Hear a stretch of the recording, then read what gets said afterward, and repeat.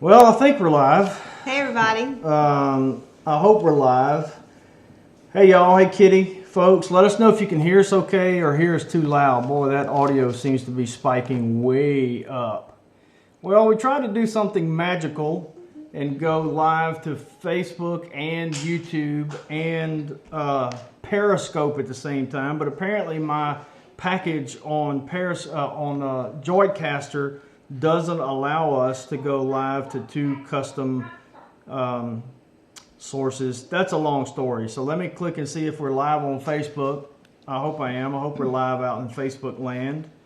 Un momento, por favor. Boy, yeah, looks like we are. We're live on Facebook. So we're on Facebook and we're on YouTube. So 2 out of 3 ain't bad. Woohoo! And that was Tomas slamming the door. And with us today, live in studio, as promised, is our pal, Chef Andy from Betty's Eat Shop. Hang on just a minute. Here's a shameless plug. Dun, dun, dun, Betty's Eat Shop in beautiful downtown Brookhaven, Mississippi. There is a link already in the description of this video to Betty's Facebook page, and it's a long story. You'll have to go on the Facebook page and ask them where they got the name. It's a pretty interesting story behind Betty's Eat Shop. But Andy is one of the chefs. Are you the chef de cuisine there? I'm the sous chef over there. You're the sous chef. Matt Fitzsimmons is the executive chef. Yeah, Matt Fitzsimmons is the executive chef and owner, also a friend of ours. And I know Andy was the chef de cuisine at his last stop in Jackson before he came here. Saltine up there. Yeah. In Saltines in Jackson, yeah. So you're going to probably have to project. Speak louder. Yeah, Corey. Come over here. You're going to talk louder, Corey. So we're trying to squeeze everybody into the frame of this. And so I'm having to lean in because my chair is actually over here.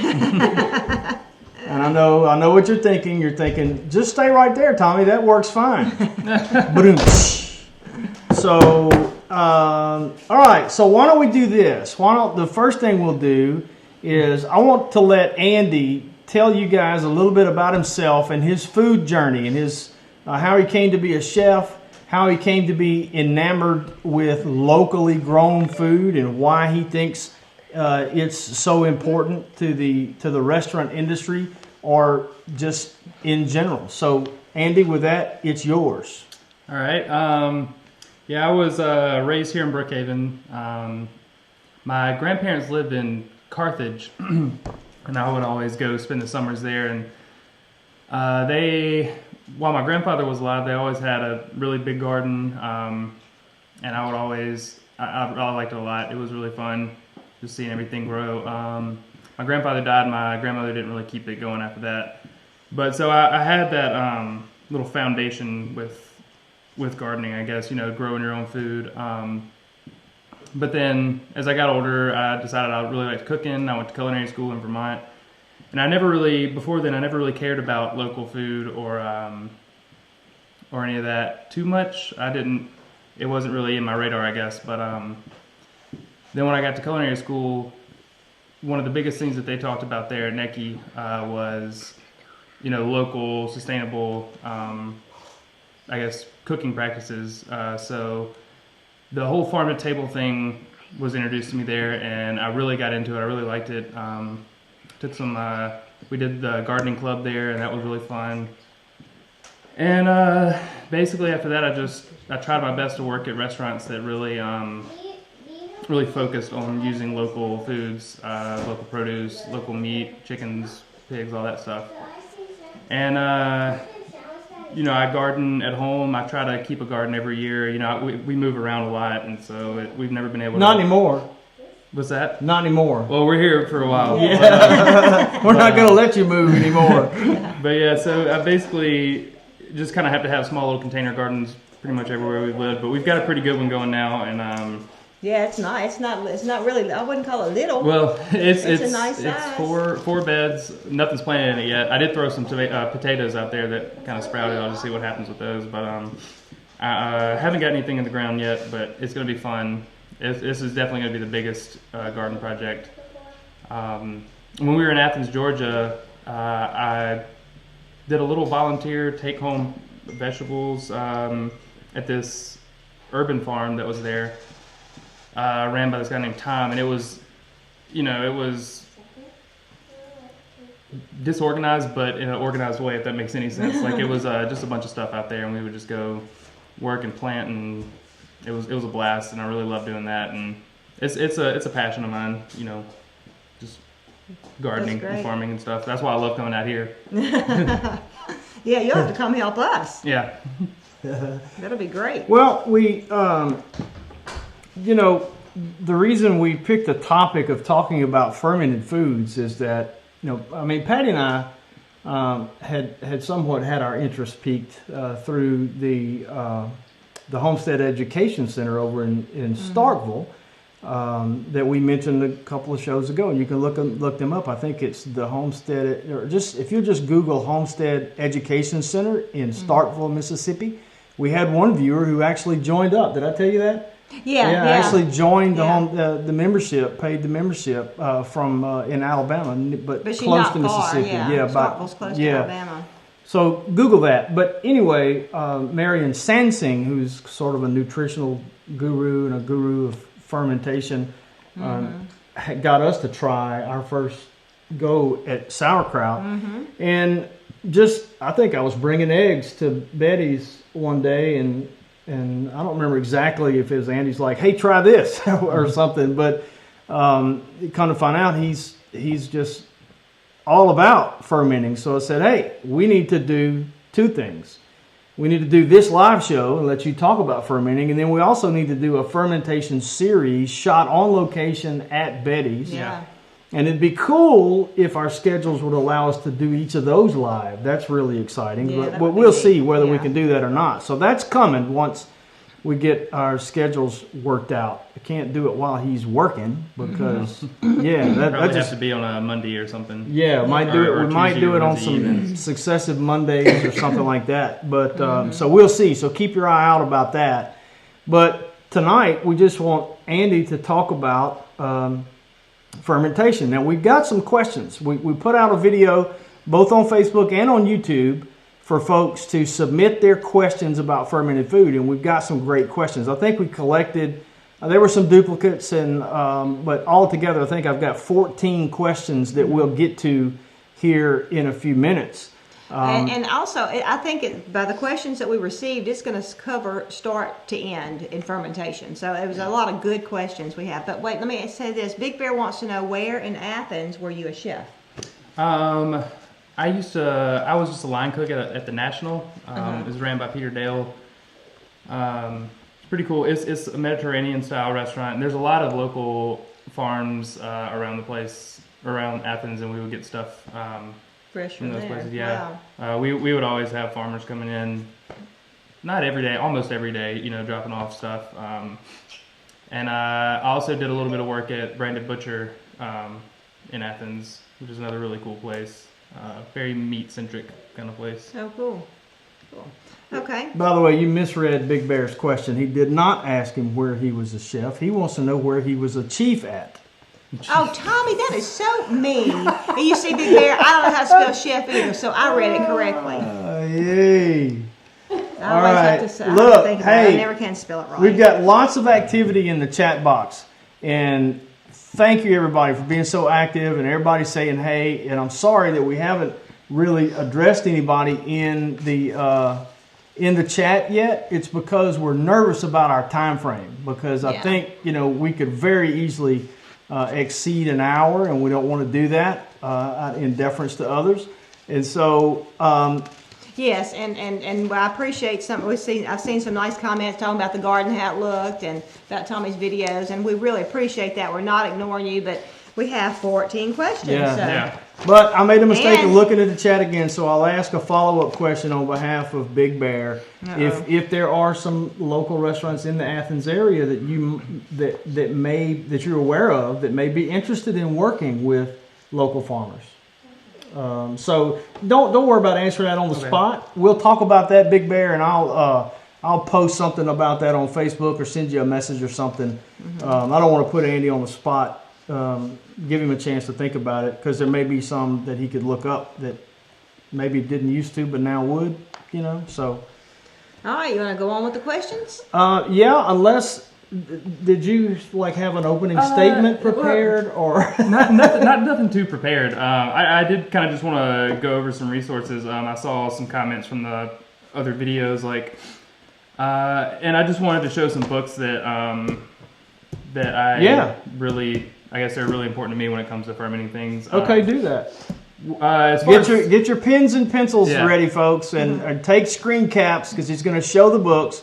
But also, don't panic, because this video will be viewable later. Now, Facebook folks, that makes me realize it's not going to be, you have to hunt for it on Facebook, but it will be easily discoverable on YouTube after the fact. It will be on Facebook after the fact, but might be harder to find if you think about it next week sometime.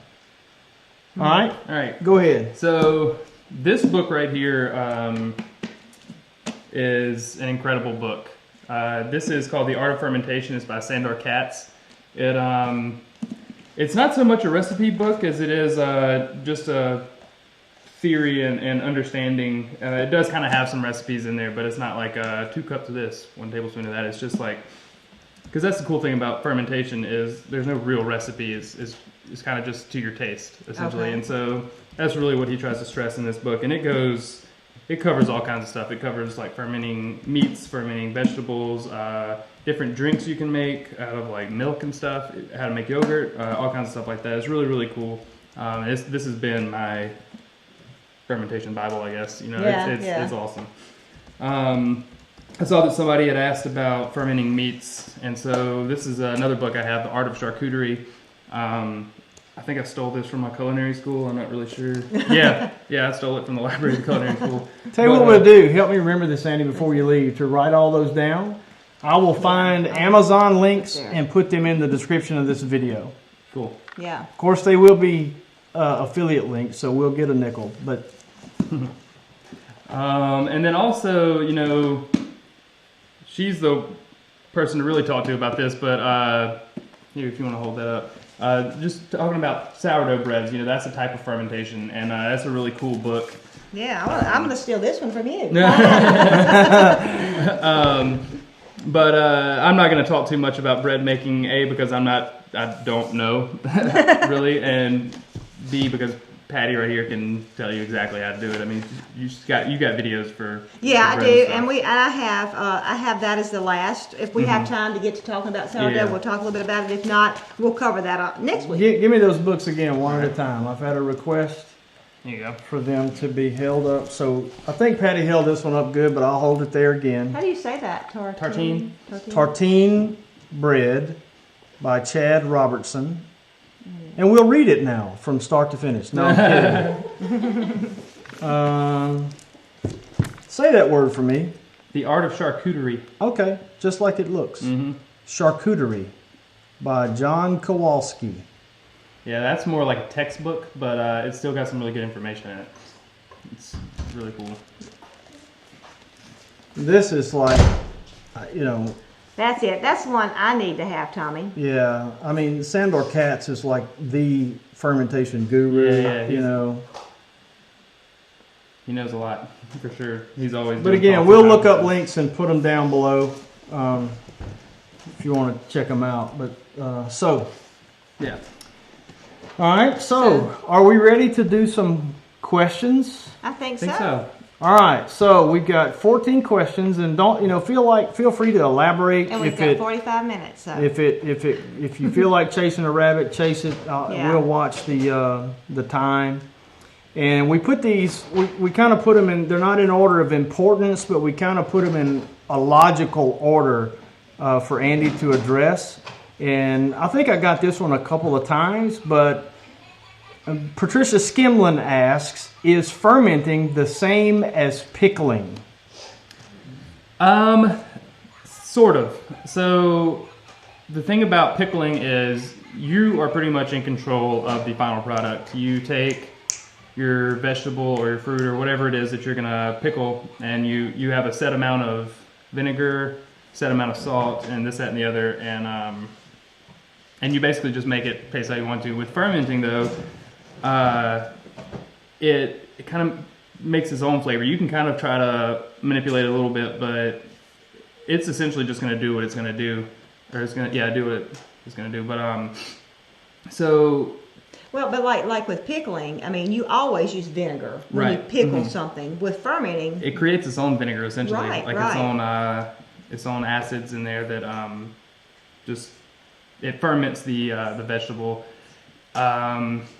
So yeah, in a sense, you are pickling it, but it's not a, I don't know, it's not a vinegar pickle, you know. I was thinking, when I was thinking about this question and doing a little bit of research on my own, it occurred to me that it's one of those square rectangle situations where a square is always a rectangle, but a rectangle is not always a square. Right. So, in other words, pickling is always fermenting. Or is it backwards? Fermenting is always pickling. But pickling is not always fermenting. Right. Can be, but not always. And honestly, vinegar is it is a ferment, you know, in and of itself. So true. Yeah. I don't know. You can't say they're the same thing, but yet they're not a totally different thing either. Mm-hmm. Yeah, that's interesting. That's right, because vinegar is a result of a fermenting process. So. Yeah, I hope that answered your question. I hope I didn't make your head hurt with geometry. As I often say, I don't do math. I guess I just did. And then we have this question from NMS886. Do you always start with raw foods? I could read that two different ways. Should you or do you, Chef Andy? You know, but I guess maybe just address it however it needs to be addressed. I personally have never tried to ferment anything that is not raw. I don't know if it's... I can't comment too much on it, but I don't think it would be possible because you're using the bacteria that are present on the product that you're going to ferment, and if you've cooked it or done something else to it, then those bacteria are dead. Right. So, but you know, I'm sure somewhere in this book, in this art of fermentation, there's probably something in there. I've never come across it. I've never tried it. So I don't really have an answer. Well, it makes sense that because of the need for bacteria, the healthy bacteria. Yeah, that makes sense. That's probably in the advanced chapters of the book. Probably. So I don't know. It's interesting. That's a good question. Here's another good question. I love this question from My Kentucky Home A. Can we ferment foods with? You're going to love this answer, My Kentucky Home A. Can we ferment foods without having to purchase special equipment like airlocks? Thank you so much for inviting him. You can. I did actually. I want to bring something real quick. That's kind of in. We've actually got visual aids. Yeah, I got some props. Yes. So I wanted to show a failed experiment. Good. You're not going to open that, are you? You don't have to. But if you can see on the top how moldy that is, I can kind of smell it a little bit from here. But so that was some purple kraut I tried to make, but I didn't have the proper tools. I tried to make my own little situation happen, and it didn't work out very well. There's other ways you can do it, like at the restaurant. The way I do sauerkraut there is I use a 5-gallon bucket, and I will take this lid, and I went to the hardware store and I just got a little hole poked in there. And what is that? Is that a grommet or what's? Yeah, I guess you'd call that a grommet. Yeah, you stick that in there, and then you can take this hose and you can put it in the hole, just so everybody can see. Then you stick it in the hole, and then the other end you put it in a. Turn it sideways where you can. Oh yeah. Yeah. Kind of plug it in there. Try not to break nothing. It's fine. It can. Well, I may break the computer. In theory, you put it in the hole there. Yeah, and then the other end goes into a little container of water, and that doesn't let any oxygen get in, but it allows all the byproducts of fermentation, as far as like the gases that build up. It lets it release. And I think I know a video we need to do. Yeah. What's that? Doing that. Oh, okay. Doing that setup. We need to do that. Super easy. I think that costs a total of $5 to make. Yeah. You know. And that would be including your 5-gallon bucket, probably, huh? Yeah, probably. Yeah. I think under $10. Under $10. Yeah. So So you can go on Amazon and splurge and buy all the equipment, which I'm probably going to end up doing for this season. But you don't have to. Is the point?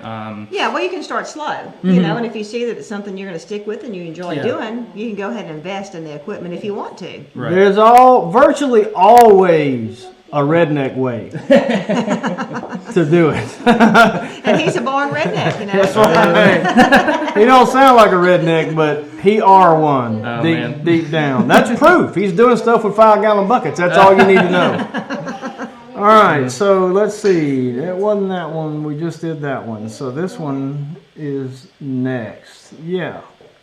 Good question. Coming from Nadine H.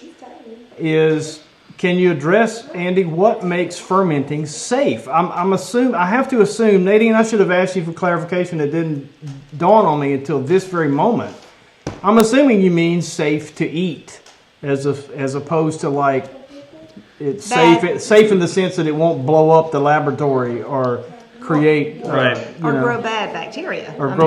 But I'm saying safe to eat, not as opposed to like blowing out the windows. That's what I assumed the question was asking. Is it safe to eat? So the thing is, like, it's absolutely safe. I mean, fermenting is just a natural phenomenon that just happens. You know, but what we've done is we've kind of taken it and we create environments for the product to survive in. You know, like you put enough salt in there. You know, I usually use a 3% salt solution, or salt brine, excuse me, and it's just salty enough to kill all the bad bacteria, but let the good bacteria like the lactobacillus and stuff like that to really take hold. It gives it an environment to thrive in, and once that starts going, once that's activated, it takes over and it pushes. It's kind of like a weed almost, you know. It pushes out the bad. Yeah, stuff. I guess weeds are bad though. But I mean, I think so. There's this war on bacteria that our culture is in right now that I think people don't really understand. You know, like we give our livestock these antibiotics and stuff like that, and some people do. Yeah, not everybody. Not everybody. Not here.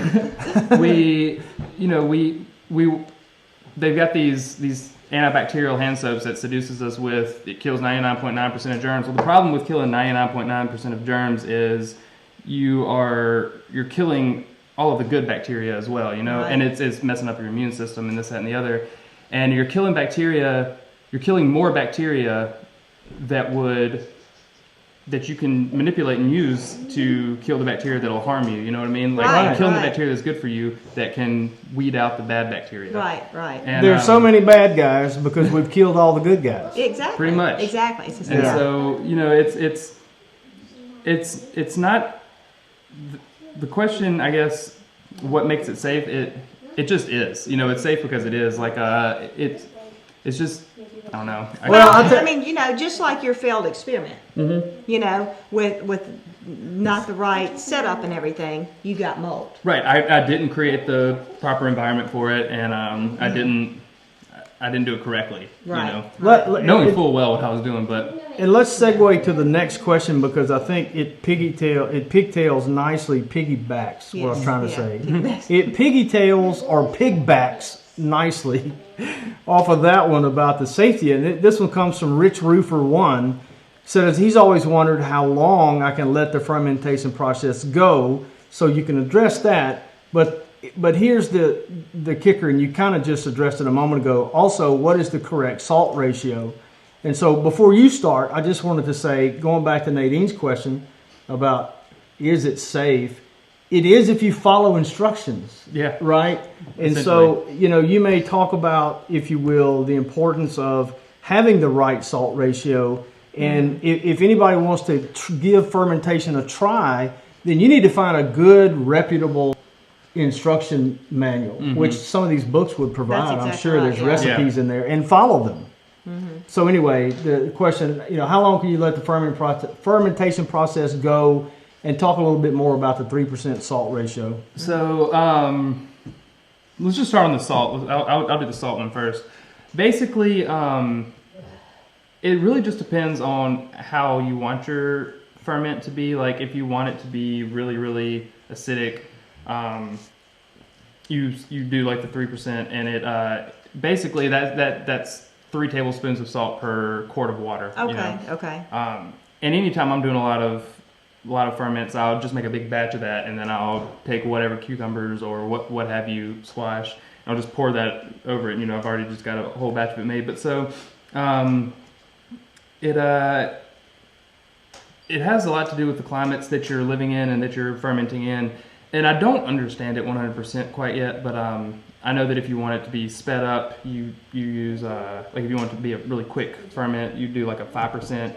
If you want it to go a little longer and really develop some funky flavors, then you kind of tone it down on the salt and just kind of let it slowly ferment. And yeah, the amount of salt has a lot to do with how long it takes to ferment something. And so that's the ratio I always use is 3% because I just really prefer the pickles that come out of a 3% brine. Okay. It just tastes better to me, and that's what fermenting is all about, is your own taste. You know, you play around with it. So there's a safety limit, and then after that it's taste. Essentially. Mm-hmm. Yeah. And so wondering how long you let the fermenting process go. Again, it just depends on what it is you're doing and how you prefer it to be. Well, let me ask you this, because some of these people are familiar with kombucha. Some people aren't. I'm sorry if you're not. Kombucha, I know you can do it for 3 to 5 days. You can do it 7 days. You can do it 10 days. The longer it goes, the more sour it's going to be. The less sugar taste is going to be in it. Is it similar as far as like that?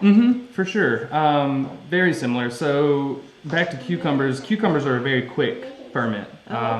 So like, don't get me wrong, you can let them go for a very long time. Eventually they'll start to get mushy, you know. And so basically when I do cucumbers, they go for about a week, and then I'm eating them. You know, I put them in the fridge just to kind of slow it down, or you can leave it out however you want to do it. And so things like sauerkraut, on the other hand, also I wanted to show you all this. This is some of our sauerkraut that we do at the restaurant. Nice. Yeah. That's so nice. You want to crack it open and get a bite? It doesn't have any of that funky brown stuff or gray stuff. No, because I did that with the 5-gallon bucket in the airlock that I made. And so then you just are keeping this in the refrigerator. And so the first batch that we did, it fermented for about 3 months. Good. This batch fermented for about 2 months. So out of the refrigerator that long? It just sitting on the floor with that airlock in there. See, when I did my sauerkraut, of course I didn't have the airlock. I only did mine. You wouldn't share your fork with me? No, we don't need I'm to your double dip. husband. We don't need to double dip. Oh yeah, we don't need to double dip. We don't need to put our germs back in the jar. And so yours isn't as salty as mine. Yeah, I bet you mine was a 5% that I did. Right. I don't put too. I do put a good bit. I don't measure the salt. I just taste. That's good. And I'll taste the saltiness, and if it tastes like it's gonna work, because you're not gonna taste it too much after the ferment or the fermentation. It just kind of, all the other flavors kind of drown out the salt. But I'm gonna get me a bite of this too. Yeah, get you some. get you some. That's good stuff, boys and It girls. is good. And it's really good and I crunchy. like it better than mine. if you were to leave it out too long, then it would get too mushy. You know, like I was saying with cucumbers. That's the thing. Like, just crack it open and give it a taste. Bridget's stealing the sauerkraut from me. But so I lost my train of thought.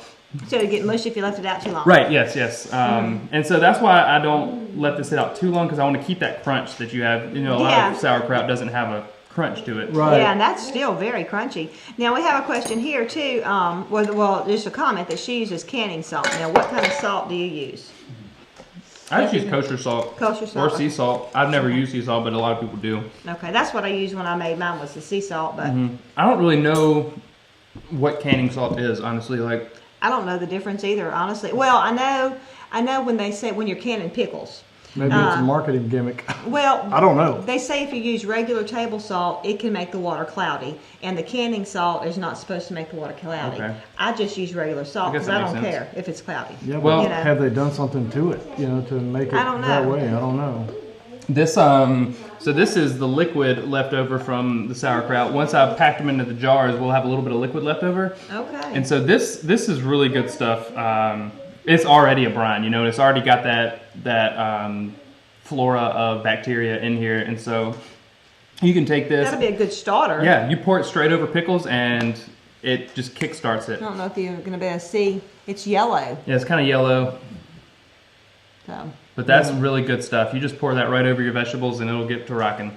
Wow. And with your next batch of sauerkraut you make, you can pour some of this in there and it'll get it started. Jumpstart it, yeah. Another good thing to use. It is. It's like a fermentation starter. Yeah. And so this one as well, this is whey. Matt makes some really good ricotta at the restaurant, and he's always got leftover whey. I think it's better if you hold it back here. Better if you hold it back. Yeah. And so that is full of lactobacillus, obviously, because it's got lactic acid all in there. And so sorry guys, the light is playing havoc with us. Yeah. To help you be able to see, get a look at that. Yeah, I don't want to pour it on my computer. But that's another good starter. You know, you can pour that over corn, and you can have lacto-fermented corn, and it's really, really, really good stuff. Somebody asked, what about people that are fermenting in smaller batches? You know, you're at the restaurant, you know, a 5-gallon bucket of sauerkraut's no big deal. Right. But for, you know, for the family, you might not want to do but maybe 1 head of cabbage. Right.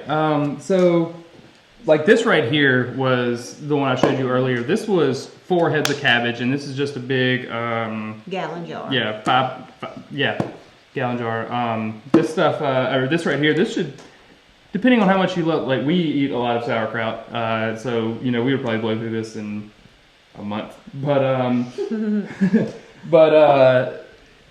yeah, I mean, I think actually you were telling me the way you do sauerkrauts, you just do them individually, right, in the little jars? I did mine in canning jars. You know, of course, I did it in a big batch. I think I had 5 heads of cabbage. And yeah, because I think I ended up with 5 quarts. Okay. So that would be about the same as a gallon jar. 1 quart more. No, I had 4 quarts in a pint. That's what I had. But anyway, yeah, and I just put it in the canning jar sitting on the counter, but I didn't have the air thing. What do you call it?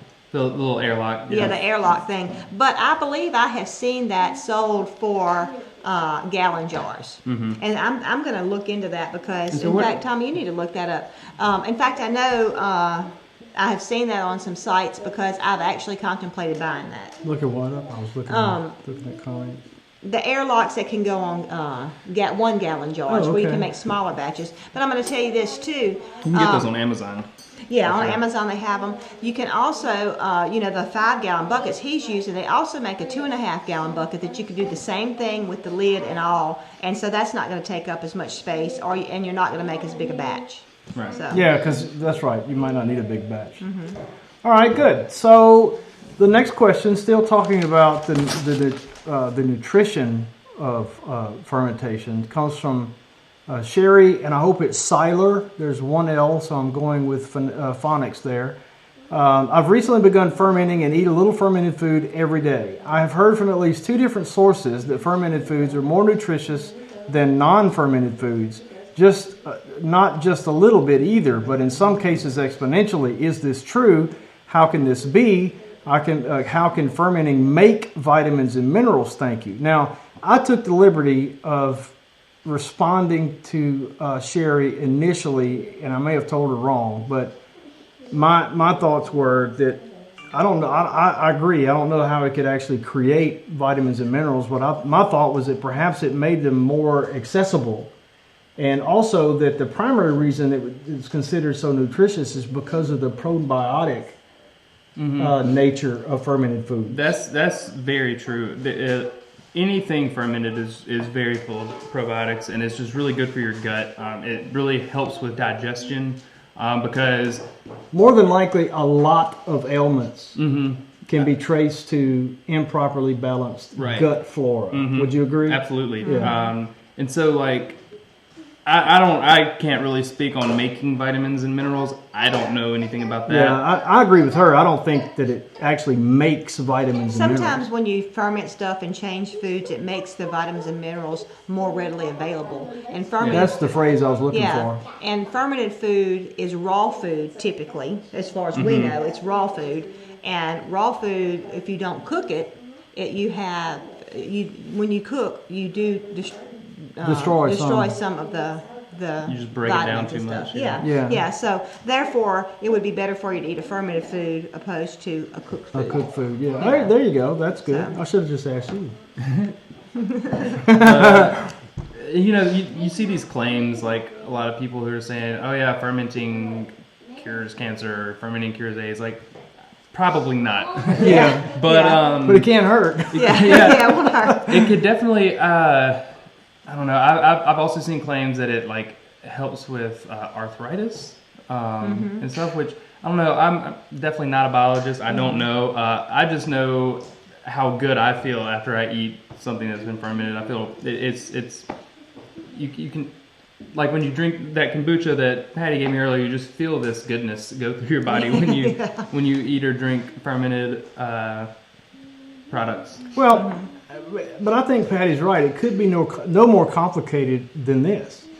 Foods in their raw form, vegetables primarily, fruits, grown in season, by the way. I mean, real vegetables. By the way, tomatoes don't grow in December unless you Hawaii. Unless you trick them into it, Yeah. So you might as well print out a picture of a tomato and put that on your sandwich because it'll taste like about paper. as good and have as much. So you know what I'm saying?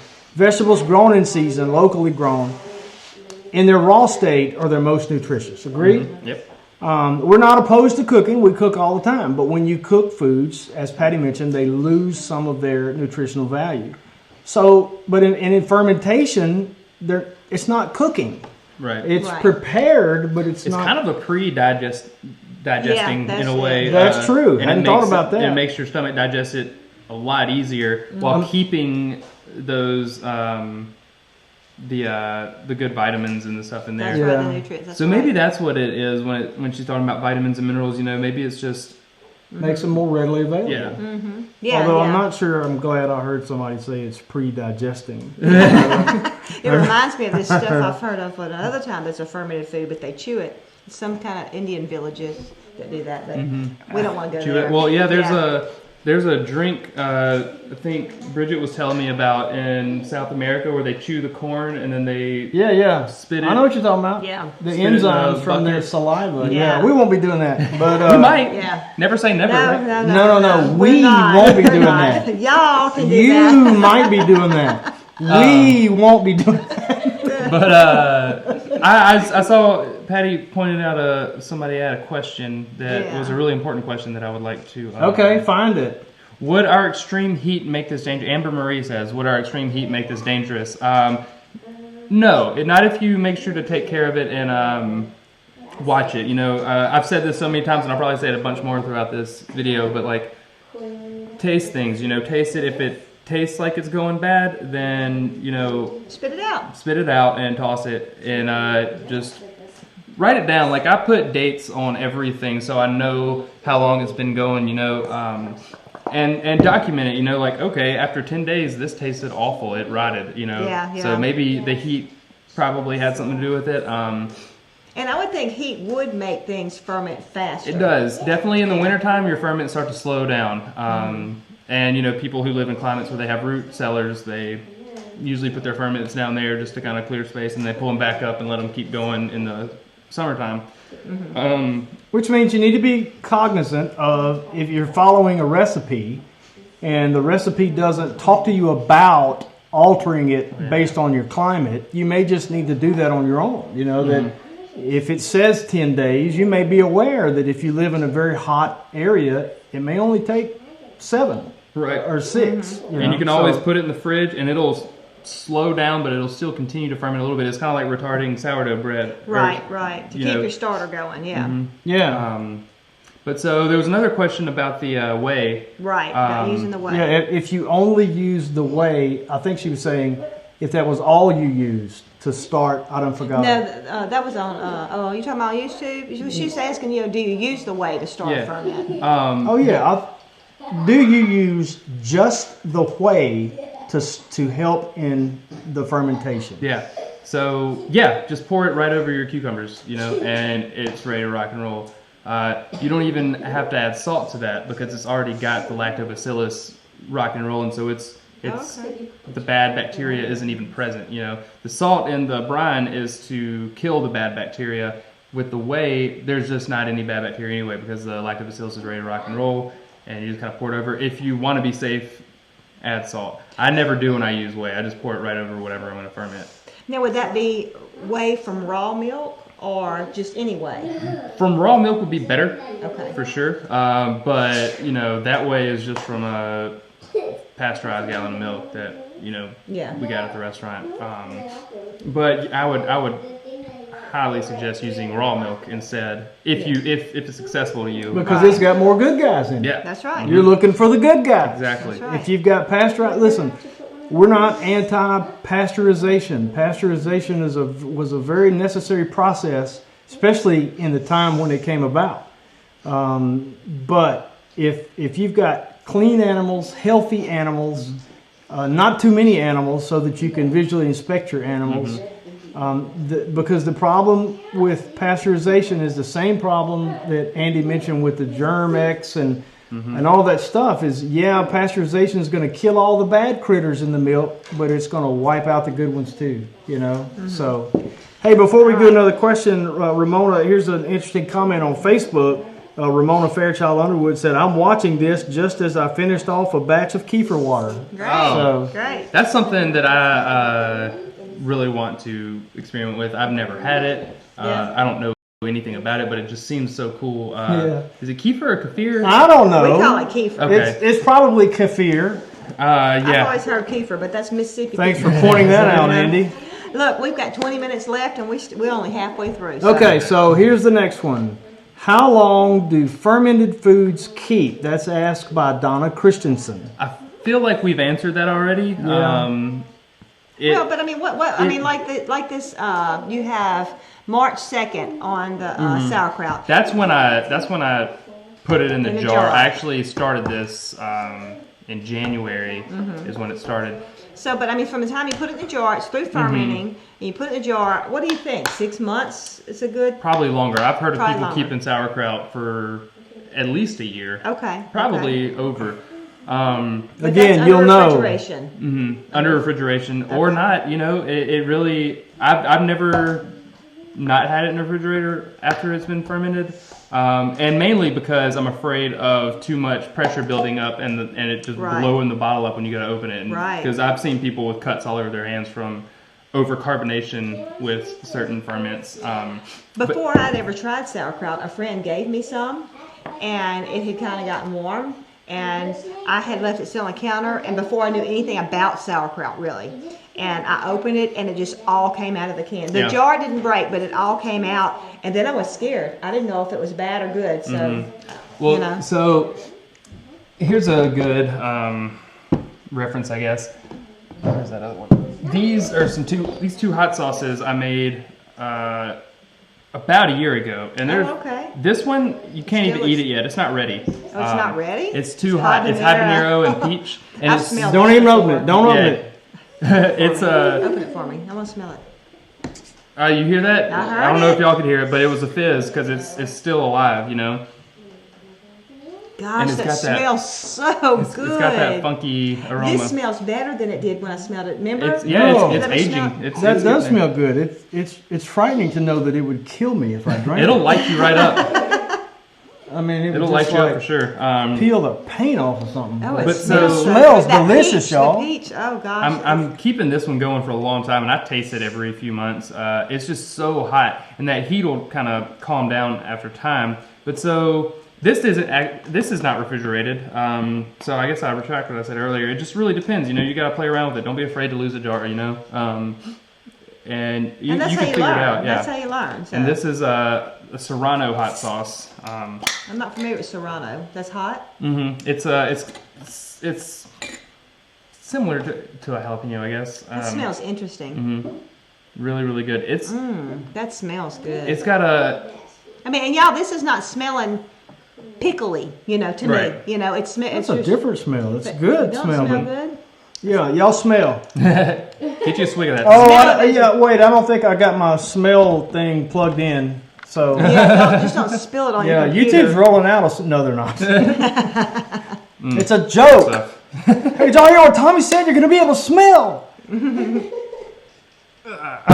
So, all right. Speaking of storing foods, that's a perfect set. Patty did a good job ordering these, even though I had them ordered and had to go back and reorder them. I'm glad because she did. Thank you, baby. Yeah, he wasn't happy, but I wasn't happy because I had them all ordered. But this does make perfect sense because a perfect transition to a question from Sandy Moss, who would be interested to know if you can fermented foods via water bath, pressure, or otherwise. Well, the shorter answer, or the quick answer is yes, you can anything you want, but should you? Probably not, because what you're going to do, and we kind of hit on this earlier, is you're going to kill the good bacteria when you do that, and that kind of defeats the purpose. You might as well just pickle something, you know what I mean? Right. It'll still have a good flavor, but you're going to kill all the good beneficial bacteria. That you're trying all right, hold that. Stop. Jay Wallace actually answered her question with his question, sort of, who says, do you lose the benefit of fermenting if you can it? Yeah. Okay. Yeah. So there's the answer. Yeah. It does. It kills the good stuff. And I mean, of course, just like cooking our food, we don't kill everything. Everything good. We'd all be dead because we eat mostly cooked food. Right. You know, a lot of us do. And so, I mean, of course, you won't kill all the good stuff, but you're going to kill. You won't kill like nutrients some of and stuff. You won't break down nutrients, but as far as that lactobacillus that you really want, it's going to be very low. But on a safety issue, when you are canning something, it's usually a vinegar pickle or a tomato sauce is high in acid. Yeah. The pH has to be up there at the right level.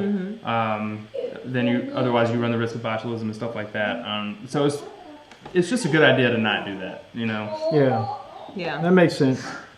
Hope that answered it for you. So then, and when talking about all of this fermentation and everything, still, just like with your canning, you're going to want to start with very clean jars.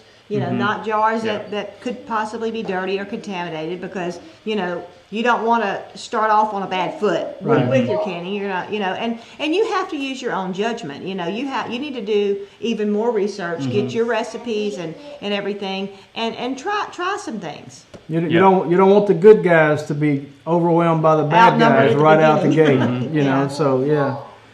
All right, so Naples Cajun says, question, how do you keep the food from molding? I've tried twice to ferment, and both times my food got real stinky and a little moldy. Thank you so much for doing this. I know we know Andy didn't keep it from happening at least one time. So a good way to prevent that, a lot of times when you have things like this sauerkraut that you're doing, you can take a sauerkraut leaf, and cabbage leaf, cabbage leaf, and you can use it and press it down and find something heavy, like if you have a sterilized stone or a bag of water or brine or something. Water, and that'll push it and keep it, because like all this stuff under this mold line, I can guarantee you that's still good. That's good stuff. It's just the surface right here that's molded, and if this wasn't if the jar didn't kind of go in, I would try to scoop it all out, but it's going to be really hard to get it all out. I'm just not going to. Right. It's not worth the effort. Yeah. But this stuff right here is gold, and it's a really big bummer I didn't, take care of it the way I should. But so yeah, that's a good way to keep it all down, because the oxygen is up here, and that's where the bad germs are, and that's where it's going to mold. It's not going to penetrate down here because you got the good lactobacillus killing it. Another good way to do it is like the airlock I showed you, or the ones that they put on the carboys for beer, where it's got the little water in there and it just kind of releases it. That's a good way to keep it from getting moldy. So basically it's air. Yeah, so I remember when I made my sauerkraut, and I've only made sauerkraut one time, but it was important that I was to mash the sauerkraut and everything, where it would release its own juice, and of course it had the salt in it. And when I put it in my jars, I wanted a layer of liquid on top, and that kept the air off. So that's why mine didn't mold. Did you put the lid back on after you? I did. In there? Well, I can't remember. A good way to do that, back to somebody else's question a while ago, is like for home use, if you do it in a jar like this, you can go ahead and put that lid on there tight and just burp it maybe 2 times a day. And by burping, I mean just kind of open it up, lift the lid a little bit, and then close it. You know, just let that pressure release. I think that's what I did. Now that you're saying that, I think that's what I did. Because I did have lids on them. So that must have been what I did. Susan, we've got some Master Tonic, and I think we've actually got a video. We did it a couple years ago. I think so. And yeah, fire water, I call it. So our friend Amy Fuel at the Fuel Homestead says, I'd love to know what his favorite thing to ferment is. My favorite thing is definitely hot sauce. I love hot sauce. I usually keep a bottle of hot sauce in my bag with me everywhere I go. I love it. I thought you were going to say pocket. I thought you were going to say I keep a bottle of hot sauce in my pocket. No, it's fun. I love peppers. I love hot food. Hot food is just incredible. This is another hot sauce that I fermented last year, and I turned it into a wing. No, I'm kidding. Turned into a wing sauce. That's from Tabasco's. It's from tobacco. That smells good. It smells. No. I don't want to smell it. I want to taste this. Ready? Yeah. You want to taste it? Gosh, that smells so good. Yeah, I'm going to regret it, but yeah, I want to taste it. I'll taste on one. New fork. Is it like super hot? It's pretty mild. It gets hotter as it goes down. It's really good though. That's very good. It's Too hot for you? Oh, it's not hot. Try it, Tommy. It is. It's getting hotter as it stays in. I gotta tell you though, that's delicious. It's very good. I mean, I feel like I just sucked on the end of a napalm torch, but gosh, that's good. It's like it's getting hotter. No, I find it's going away. Really? I find mine still It's really cool because I fried my chicken wings and then I toss in that sauce, and that's the leftover sauce, so you can kind of taste the chicken in there a little bit. Oh yeah, I do. Now that you mention it. That is very good. Actually, I do not.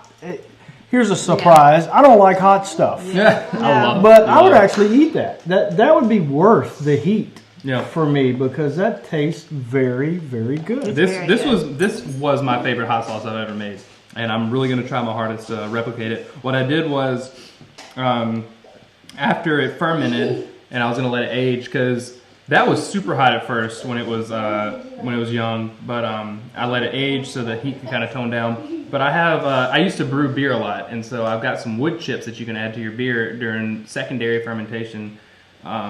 And it kind of gives it like a aged in an oak barrel flavor. And so I took some of those and I charred them with a torch and just got them really nice and black and burnt. And then I soaked them in bourbon for a few hours. Took them out of the bourbon, put it in the jar with the hot sauce, and I put a little bit of maple syrup in there. And then I let it age like that. And it was fantastic. And this is all I got left. You just dream that up? I mean, I do. I just look at things and I'm like, I can ferment that. Let's see. If I Portlandia, I can pickle that. Okay. But, well, let me ask you this. Okay, you started with your Tabascos and everything. You left them whole? Did you chop them? What do you do? Or is that Tabasco still in there? Is that juice off the Tabasco? What I did was I chopped them up really good, and I salted them and squeezed them, kind of like with sauerkraut. Okay. You're not going to get enough liquid to just ferment in that, so I put a little bit of brine in there, just push it down as much as I could, and then just let it ferment that way. You kind of make a mash. Okay. And it fermented for about 2 weeks, and then I put it in a blender, high speed, and just let it go until it just liquefied. And then that's when I let it age with the wood chips and the maple syrup. So the Tabasco is still in there then? Mm-hmm. Yeah, they're just pureed. They're just pureed. Okay, all right, great. Interesting. All right. Andy's already sort of referenced this question earlier, but let us know who's in the chat. And he's already asked. He said, please, meat, please. Oh, yeah. Okay, so he or she, I don't know if it's let us know in a minute, but ask him about fermenting meats, please. All meats, and then sauces like fish sauce. Thanks. All right. I have never fermented meat. It's something I really want to try. It's kind of dangerous if you don't know what you're doing. I think a lot of people do it and you get really good product from it, but something I've been too afraid to try. Let that be a lesson to you, boys and girls. Think about this for a minute. If that dude's afraid to do it, don't do it. No. But so it's really, really tasty. But I kind of leave that one to the professionals. Hopefully, one day I'll be a professional. But at fermenting meats. But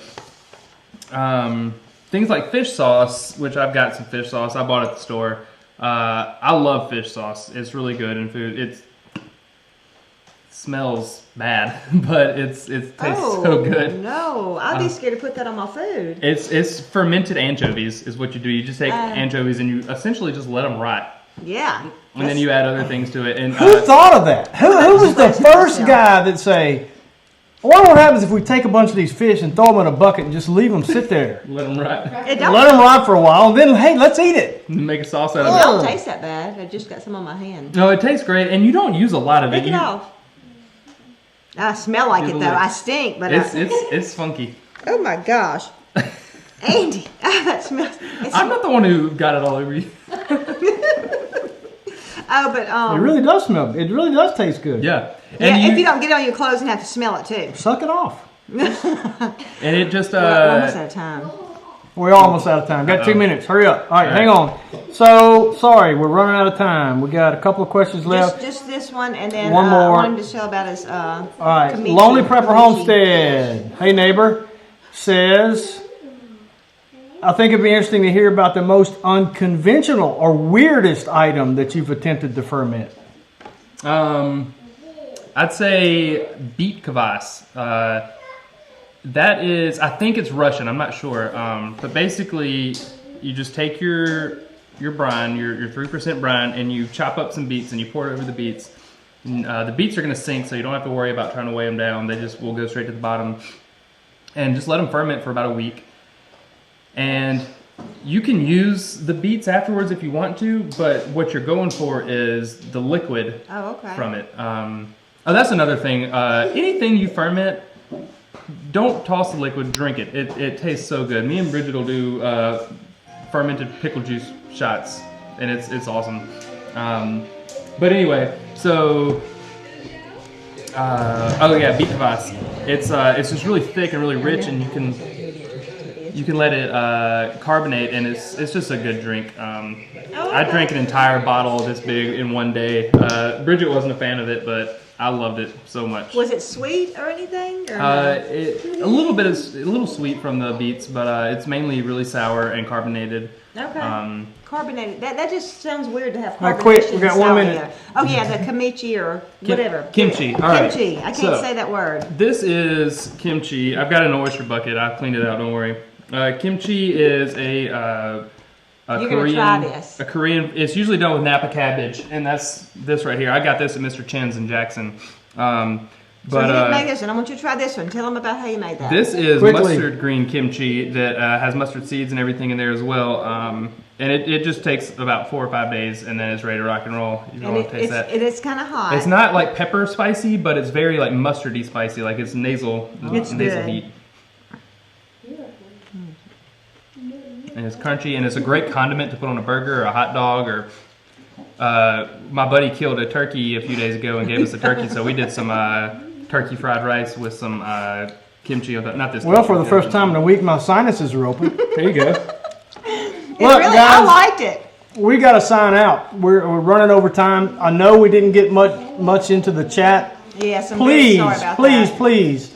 We're so thankful for Andy coming. Jump onto the comments of this video on YouTube or on Facebook and tell us if you've got additional questions, follow-up questions, or whatever, and we'll do it again. And also keep an eye out for the fermenting series that will be starting hopefully in the not-too-distant future. Yeah, we'll make some of those mustard greens on it because my mustard greens are getting close. There you go. Yeah, so I feel bad if I don't do this, so we're going to do it right quick. So whether you eat or drink or whatever you do, including fermenting, do all to the glory of God. And we appreciate you guys so very much for taking your time out of your day to come spend it with us. Now, you don't have to go home, but you can't stay here.